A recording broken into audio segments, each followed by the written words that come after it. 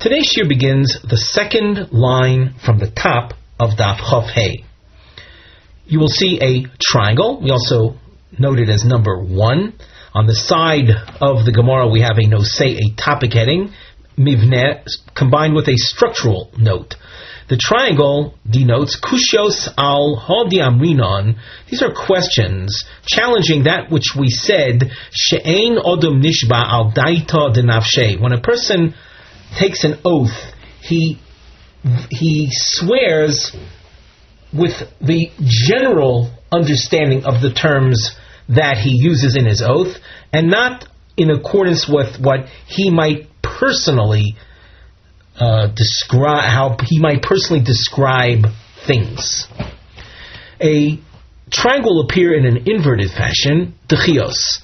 These are rejections of responses or rejections of what we try to maintain in the question. So, simply put, the question is challenging that which we said, and therefore we're in effect showing that when a person swears, he does swear according to his own interpretation of things.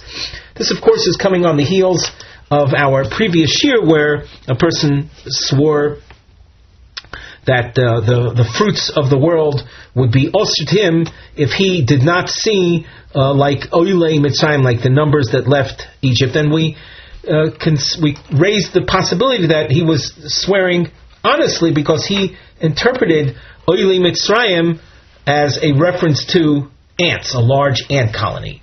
So we said, no, people don't swear with their personal interpretation of things, but you take what they said in accordance with how people generally explain Olei Mitzrayim. So now we continue with a question. On the second line from the top, the Aldaita de Nafshe Lo Ovid Inish de Mishtaba. Is it really so that a person, when he swears, he doesn't do so in accordance with his own thinking? V'ha we have the following source: Kishein Mashbiya Noisoi, when a person is subjected to an oath, Omrim Lo, the court tells the individual,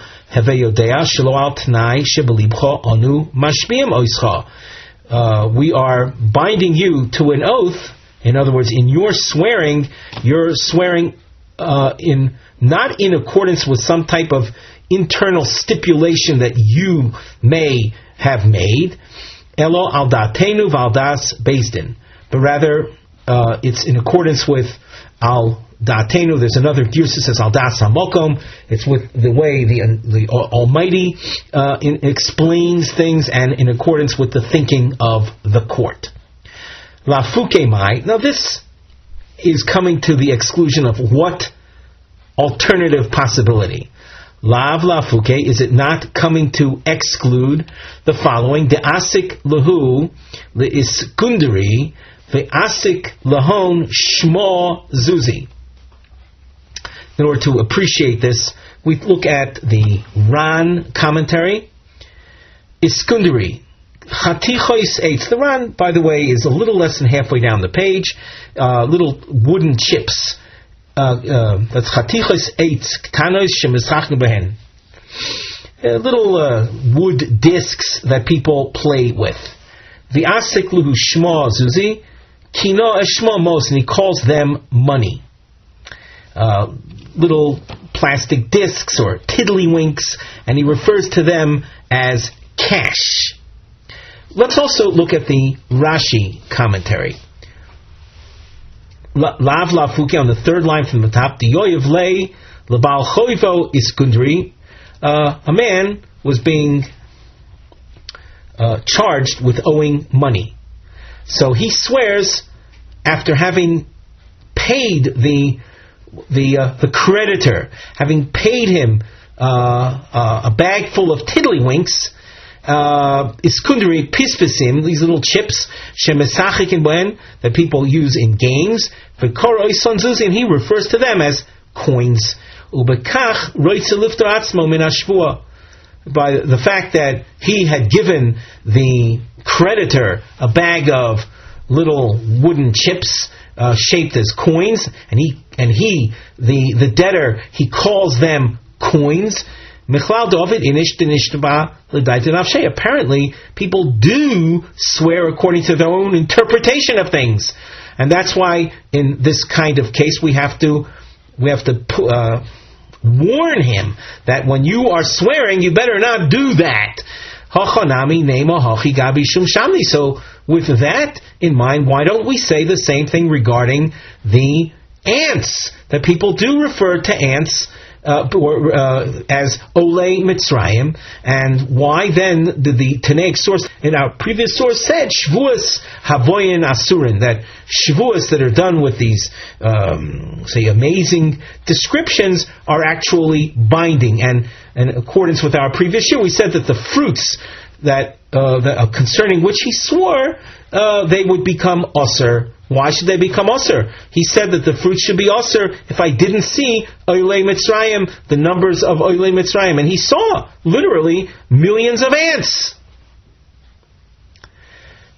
So the Gemara responds with a long rejection. Lo, it's not so that people in swearing impose their own interpretation of things. So what is the reason for our issuing this warning beforehand? Lafuke mikanya de rova. It's to the exclusion of a case like the kanya de rova. Kanya is a rod or a tube in the story that took place in the presence of Rava, which the Gemara will share with us in a moment.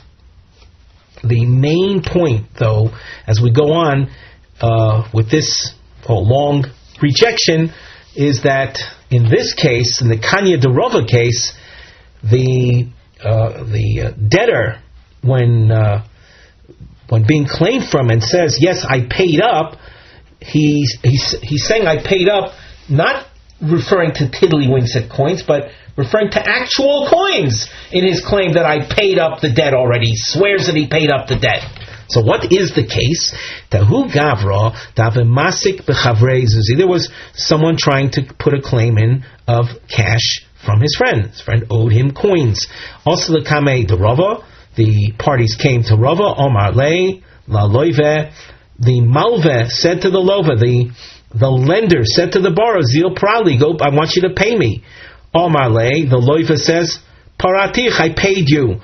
Omar lei Rava. So Rava says to the loiva, Im kain zil ishtabale de parate. When a person says, I paid up, certainly if he says, I paid up part of my debt, you have to swear to that effect. It's called moide b'mixas, it's chayav v'shvua. Ozal, I see kanya. Now the borrower is about to swear. So what does he do? He brings a kanya, a rod or a reed. It's hollow. V'yoyev zuzi b'gaveh, and he fills it with coins. Let us imagine this as his walking stick, a hollow walking stick, and he fills the stick with coins. And the borrower comes walking, leaning on the walking stick, remember, filled with coins, to the court. Omar le la malve, the lova, the borrower says to the lender, Nekot haikanya b'yodach, would you kindly hold this stick? So in giving the stick to the malve, he's basically the loive, the borrower is transferring money, cash, real cash, to the lender. Nosav sefer Torah v'ishtaba, he then took his sefer Torah, and while holding the sefer Torah, he swears, Depare kol ma dahave lei biyodei, I paid you everything in my hands. In other words, I paid you everything that I owe you. Hahu malve rogaz. This malve, the lender, got angry. He knew that he wasn't paid up. He got angry. V'tavrolahu kanya, and he smashed the stick. V'ishtapach hanozuzi la'aro, and all the coins spilled out on the ground. V'ishtakach de kushta ishtaba, and it turned out that as far as words are concerned, kushta means in truth. The oath was made. This oath that the lova made, I paid you everything, I gave you everything by way of coins that I had, Yes, he did. Of course, there was no intention that should be the payment of the debt, but he, in fact, transferred coins to the Malveh. So we don't see here any, we'll call it, reinterpretation of things in one's making an oath. But the Gemara is relentless. It says, "V'akati lo ovid demishtaba daita denafshe." Is it really so? And still, is it really so that people do not offer their own interpretation of things when swearing? V'hatanya, we have the following Tanaic source: "V'chein motzinu b'Moshe Rabbeinu k'sheshbias Yisrael b'avos moyav." When we found by Moshe Rabbeinu, they reached a location in the Exodus from Egypt, a place called Avos Moav. This was after they received the Torah, and Moshe Rabbeinu wanted to bind the Jewish people to keep the Torah. Wanted to, we'll say, impose an oath on them that they will observe the Torah. Omar lohem hevi yodim. Moshe Rabbeinu declares, he says, you should know, shelo al daitchem ani mashbiaschem. I am now imposing an oath upon you, not according to your interpretation of things, elo al da'ati v'al da'as hamokom, but according to the way I and the way the Almighty understands things. Shenamar v'lo itchem levadchem v'chulei. Based on that pasuk, we come to this conclusion that the oath that's being imposed on them, and Moshe Rabbeinu has to make it very clear. He has to specify that it's not according to the way you interpret things. My Omarluhu Moshe Yisrael. What was Moshe Rabbeinu trying to tell the Jewish people? Lav hochi komarlu. Is it not the following? Dilmo avrisun mili. Maybe you'll come to violate Torah teachings. Ve'amrisun al datenu. And you will say that, well, when we took the oath, we did it with our own understanding of things. Mishum hochi omar lahu al da'ati. And therefore, Moshe Rabbeinu had to say, listen, when I'm now imposing this oath upon you, it's not according to the way you interpret things, but rather according to my understanding of things. La fuke mai, and to the exclusion of what? Lav la fuke, is it not to the exclusion? Da'asiku shmo lavidis kechavim Eloha, that they refer to an idol using that word which should be a reference to God, and the point being that Moshe Rabbeinu would say that I am binding you by oath to keep the words of Eloka, referring to God. And they, in their minds, say, yeah, that word is, we take it to mean an idol. So the result is, what you conclude from here, that people, unless, say, otherwise warned, when they initiate an oath, they will do so with their own interpretation of things. And that's why Moshe Rabbeinu had to go out of his way to prevent them from doing that. The Rashi explains, we about a third of the way down, Lafuke mai komarlu hachi. What was Moshe Rabbeinu trying to exclude by his statement? Lav lafuke the asiku lo shmo lavidis kechavim Eloha. That if they refer to an idol using that word, upolchu lo, and they worship that, ubol lemifter nafshayu, and they want to then absolve themselves of the vow when they let us say they eat oysters, or they do malacha on Shabbos, the amri the palchi le'eloha, and they say that they're worshippers of Eloha, and in their minds they are thinking about an idol, and the idol has no restrictions on oyster eating, the idol has no restrictions on Shabbos violation, and therefore they're not in violation of anything, though they were bound to an oath, because they interpreted Moshe Rabbeinu's use of the word Eloika as referring to their idol.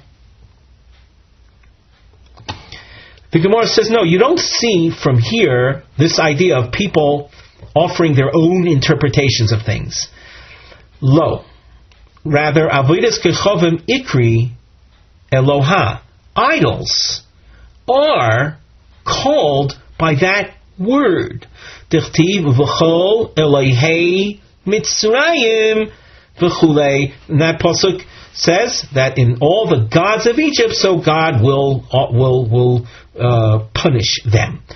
The point being is that the use of the word Elohah as a reinterpretation on the part of the Jews as a reference through their reinterpretation to an idol, that's not a reinterpretation of that word, because rather that word itself means, or can mean, an idol. So when they said that, yes, we swore to keep the teachings of Elohah, they had in mind some idol, which doesn't restrict them in anything. Now, at this point, the Gemara has a series of either questions, or you call them alternative terms. On the side of the Gemara, we have a nosei mivneh heading. The double underline is one of our series markings. Hatzaos chilufiyos l'tzura sheba Moshe Rabbeinu ishbia es Yisrael. Different suggestions as to the style or choice of words that Moshe Rabbeinu used in binding the Jewish people. Lama Omar, why did he say to them, why did he have to say, Shelo al daitchem ani mashviaschem? In other words, he had to issue a disclaimer because of a potential reinterpretation or a potential, misunderstanding. Could he not have said something else that would have been totally clear, thereby obviating any need for disclaimers? V'lishba, we continue in the Gemara, V'lishba yashon, could he not have bound them through a shvuah, through an oath, the mekaimisun mitzvos, that you will fulfill mitzvos? And that would have been very clear. That's a reference to the Torah and its teachings. No, that wouldn't have been clear. That wouldn't have been sufficient. Mashma mitzvahs hamelech. By saying that you'll swear l'kayim mitzvahs, it sounds like the orders of a king. Now, mitzvahs hamelech, Rashi says, shebepasha soim tosim olech hamelech, sheyesh shom mitzvahs, a reference to mitzvahs that are stated in the conjunction of kings. But it wouldn't cover the Torah. Question: V'lishba yazon de mekaimisun kol mitzvos. Couldn't Moshe Rabbeinu have told them, I am binding you by oath to keep all mitzvos? The Gemara says that too wouldn't have been clear. That wouldn't have been a clear oath that they shall keep all of the Torah. Why? Mashma mitzvah tzitzis. By saying all mitzvahs, it sounds like he's expecting them to keep the mitzvah of tzitzis, attaching fringes to four-cornered garments. What's the connection between tzitzis and mitzvahs? The Omamar shkula mitzvahs tzitzis keneged kol mitzvah sheba Torah. It has been taught that the mitzvah of tzitzis, this precept or commandment of mitzvahs, is equal to all the mitzvahs of the Torah. So that by Moshe Rabbeinu saying, I'm binding you to keep all mitzvahs, they could have taken that to mean the mitzvah of tzitzis. Therefore, he had to say, I'm binding you to keep the teachings of Eloka, and not al da'atchem, but rather al da'ati. Question: V'lishba yason de mekaimisun Torah. Couldn't he have bound them through an oath that you are to keep the Torah? The Gemara responds that wouldn't have been sufficient. Mashma Torah achas. That's mashma, only the written Torah and whatever it contains. And Moshe Rabbeinu's goal was to bind them in keeping the oral tradition as well. Question: V'lishba yason de mekaimisun Toros. Could he not have bound the people at the time that you will observe Toros? That's Torah in the plural. The Gemara says no, that wouldn't have covered everything that people are really bound to, because mashma Toras mincha, Toras chatos, Toras osham, the plural term of Toros, could very well have been a reference to the laws of various sacrifices. But all the mitzvahs of the Torah, that wouldn't have been conveyed through the term Toros. Question: V'lishba yason de mekaimisun Toros u mitzvos. Would that not have been clear enough? And with that, then no need for a disclaimer ahead of time? The Gemara says, no. Toros mashma Toras hamincha. The word Toros would once again be a reference to the laws of various sacrifices. And mitzvos mashma mitzvos hamelech. Like we saw before, that the word mitzvos itself doesn't convey all of the mitzvahs. It's a reference to mitzvahs that are relevant to kings. Question: Valishba Yason de Mekaimisun Torah Kula. Could he not have bound them by saying you will keep the entire Torah? Gemara says Torah Kula mashma avidas kechavim. By binding them to keep Torah Kula, it implied that he's binding them to observe or fulfill the restriction against idolatry. Desanya chamur avidas kechavim.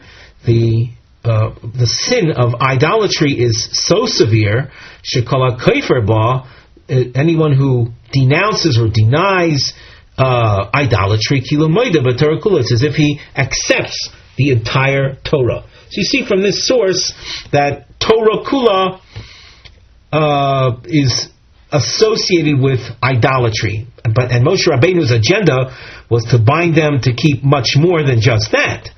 Question: Valishba Yason de Mekaimisun Avidas Kechavim v'Torah Kula. Could he not have bound them by oath to keep the laws that are pertinent to idolatry and Torah Kula?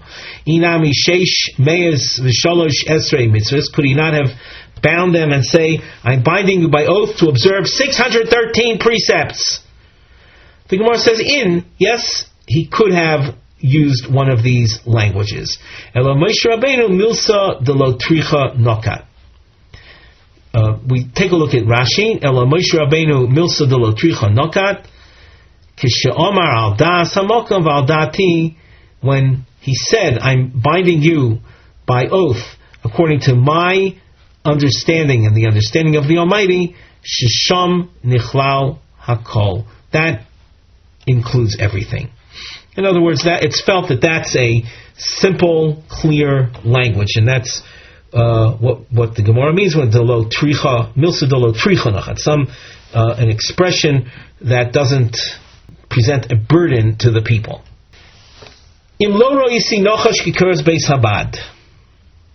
We saw in the Mishnah such an example that the fruits of the world will be osir to him if he did not see a nochash kikuras beis habad, and that was an example of something that's called nidre havai, something that's we'll call exaggerated speech, or in simple terms, there is no such thing as a nochash that's kikuras beis habad.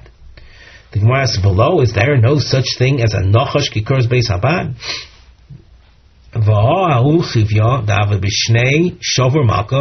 There was a serpent-like creature in the years of King Shapur of Persia.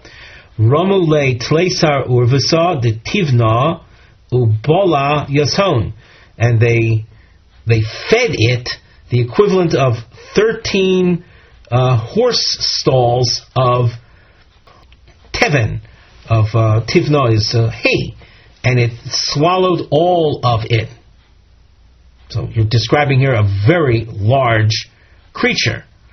That would be certainly kikoras beis habad, like the beam of the olive press, which is a very heavy beam used in pressing olives, and it's quite large, and as a result it's quite heavy. So you see that such a thing exists. Why then does the Mishnah describe it as something havai, an expression of exaggeration? Omar Shmuel Betoruf. The word Betoruf, you'll find different explanations in the commentaries. Rashi refers to something as menumar, something that's spotted.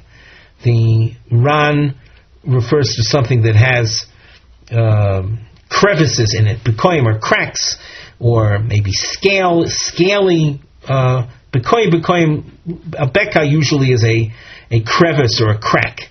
So that the example of something that's uncommon that we call havai is if it's toruf. and you don't find a nochosh that's toruf, that's kikoras beis habad.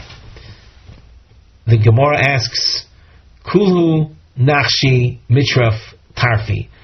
Well, what do you mean you don't find such a thing? We described a moment ago that a very large serpent-like creature does exist, and what then is Havai? So Shmuel tried to say what Havai is describing describing one as Toruf.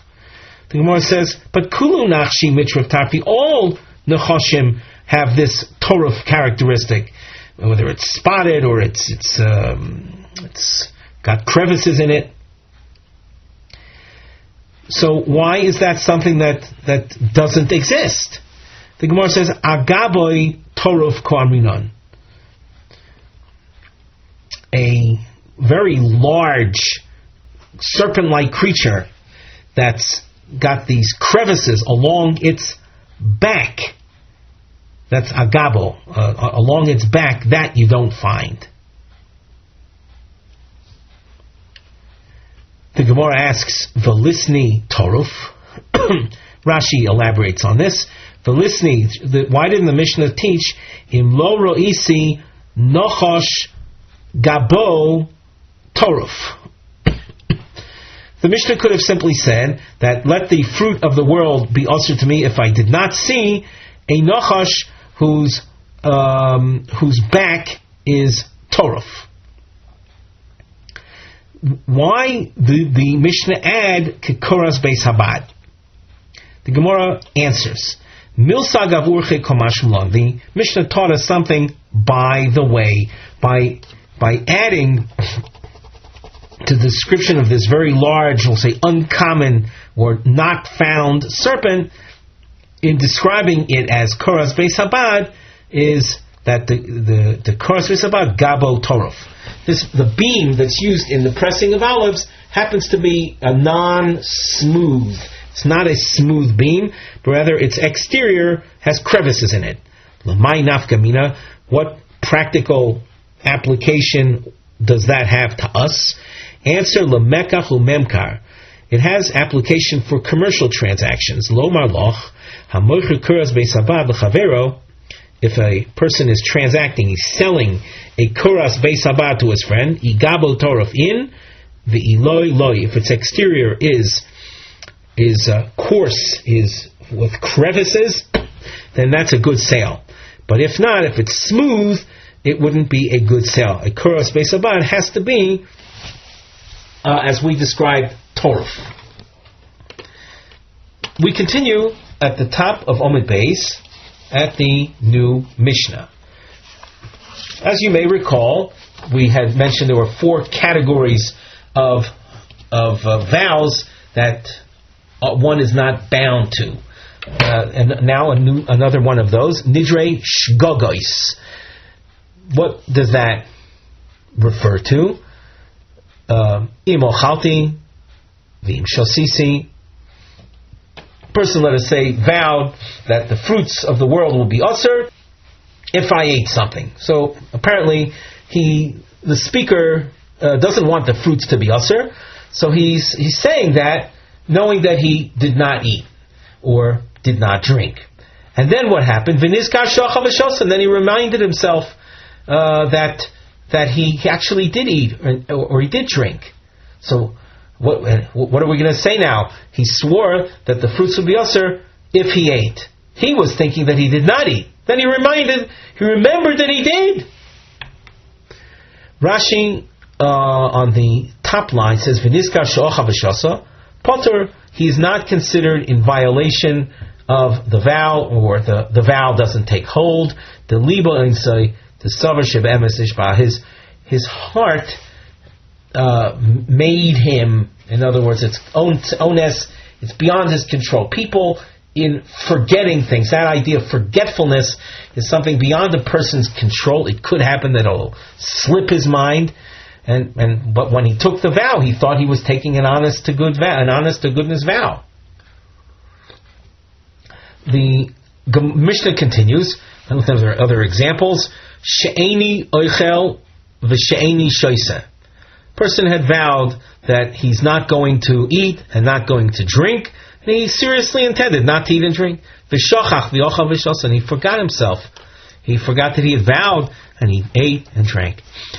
Omar koinim ishti nenesli shegonva es kisi v'shiksa es b'ni. Man swore that his wife shall receive no benefit from him because she stole his pouch or she hid his son.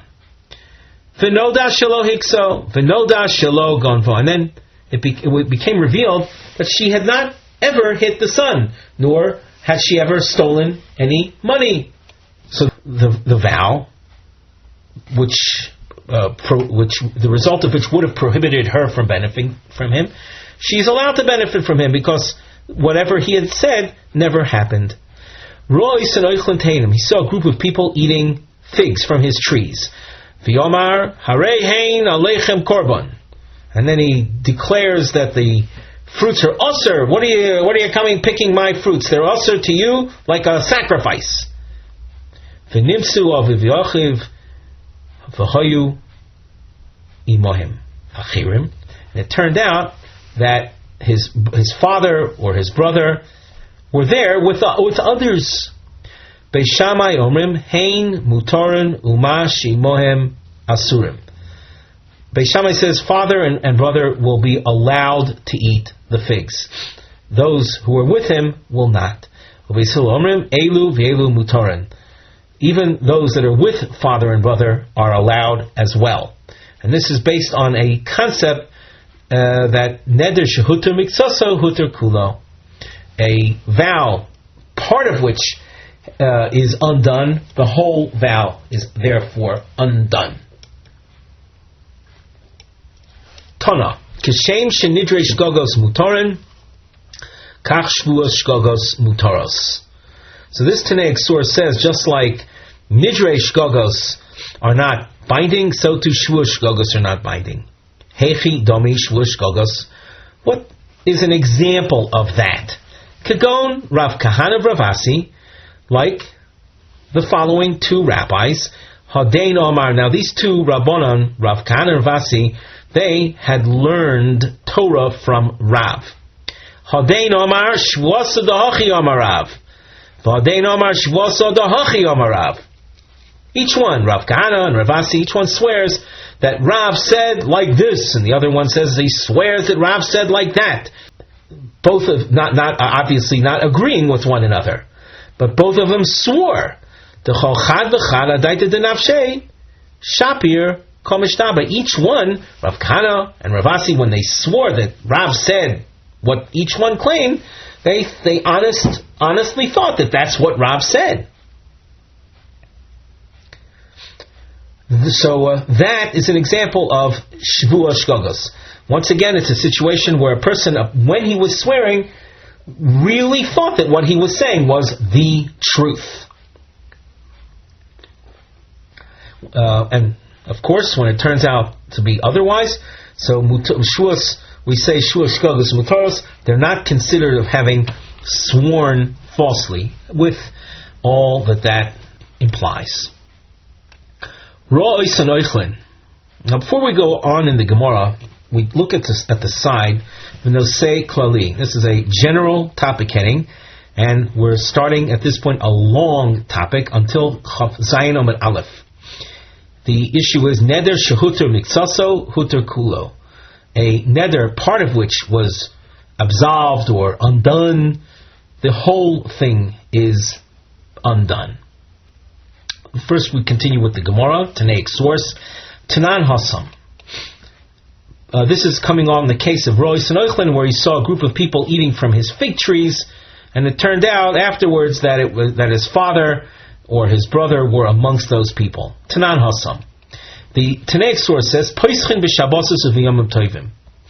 Poischim has to do with the prompting on the part of a sage to have a neder absolved. Now,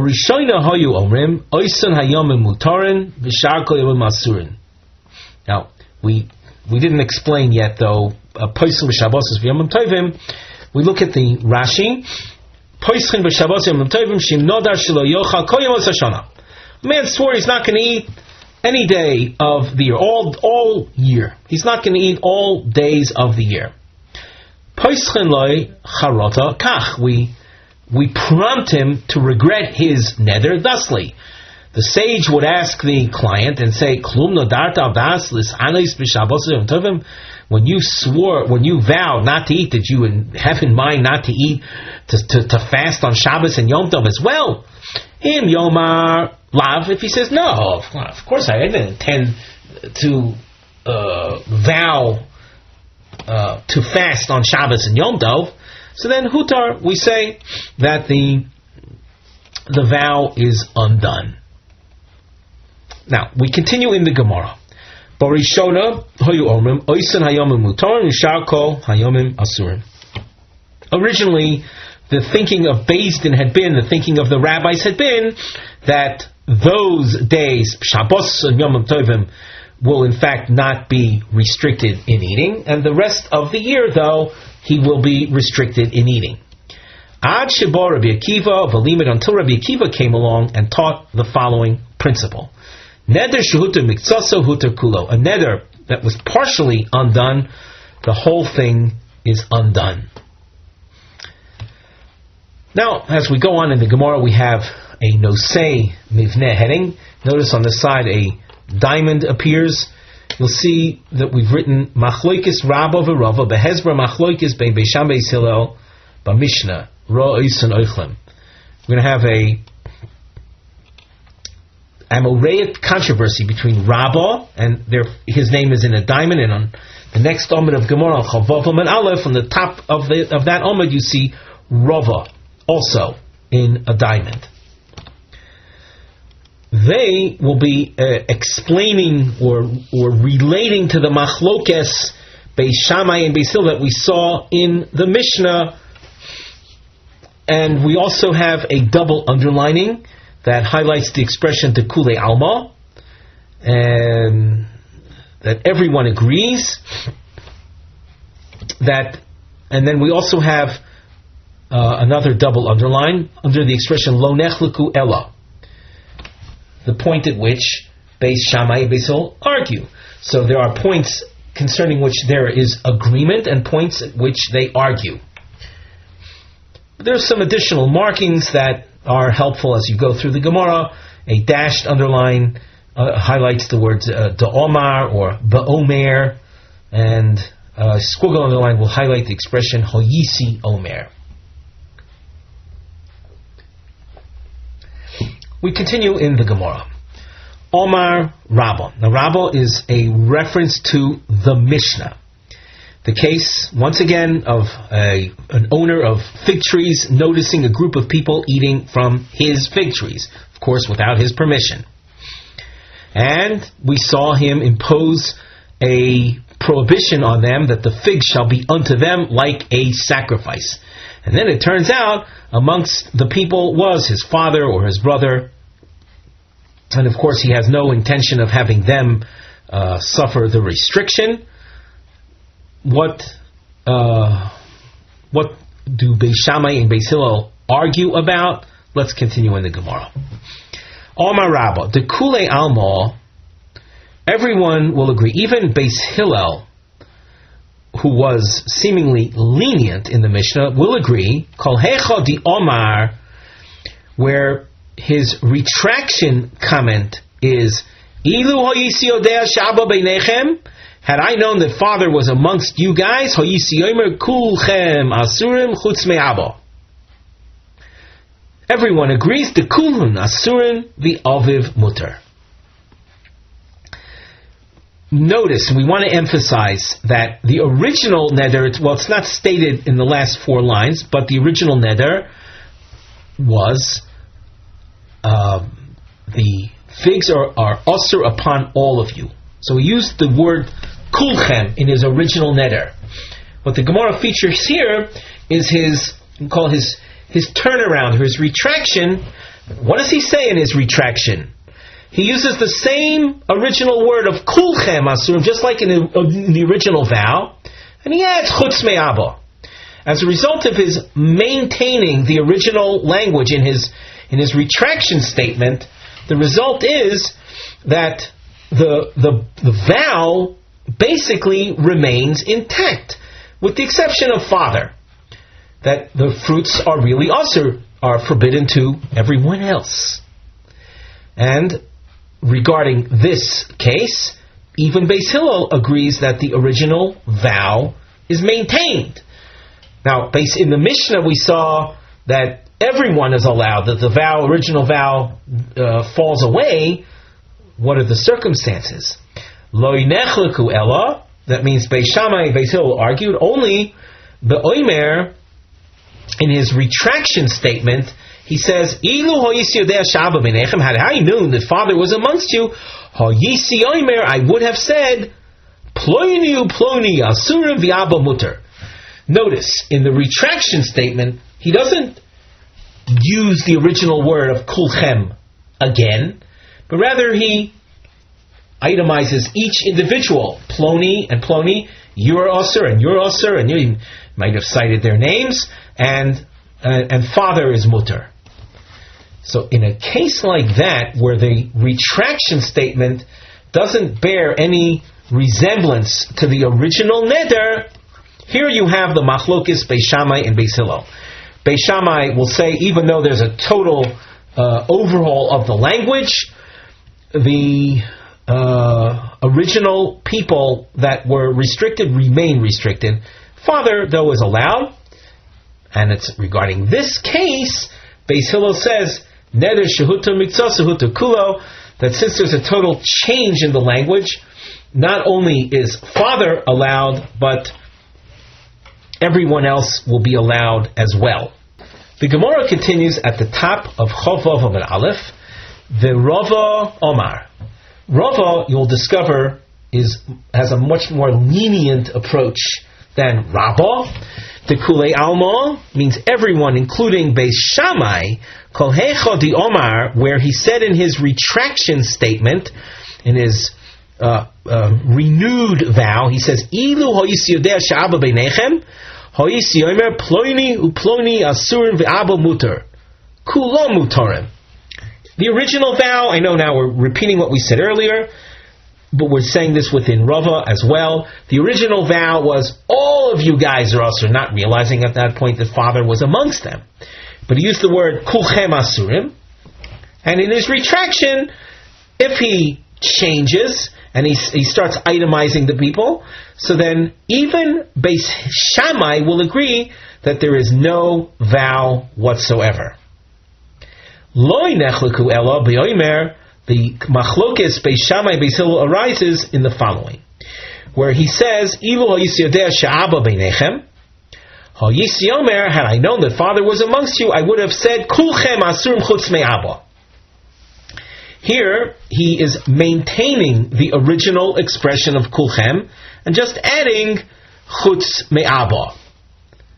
So it's in this case, according to Rava, Beis Shammai Savri Law Kerebi Meir, the Omar Tfos Loshon Rishon. Rabbi Meir, in dealing with, we'll say, with languages, he says you emphasize the opening language. In this particular case, in his retraction statement, the opening, the Loshon Rishon, the opening of his retraction statement was essentially a maintenance of the original vow. And therefore, the basic vow remains, and the only father is allowed. Beis Hillel Savri Lo Rabbi Yossi, and Beis Hillel holds like, and we didn't mention, by the way, Rabbi Meir and Rabbi Yossi, we didn't see them, but they argue concerning what part of phrases does one emphasize. Beis Hillel holds like Rabbi Yossi Diomar B'gmar Dvorov Adam Nitlas. When you analyze what a person says, you have to take into consideration the end of his statement as well. And at the end of his statement, he said chutz me'aba.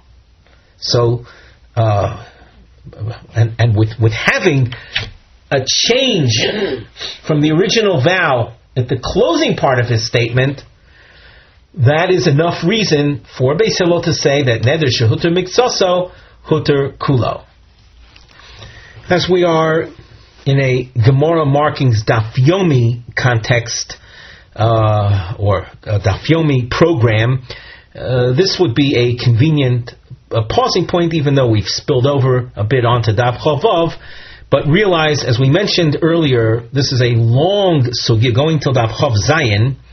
The Gemara will continue, Mitzvah Shem, next time with triangles. As you can see, these are a series of questions that the Gemara will raise against Rava's analysis.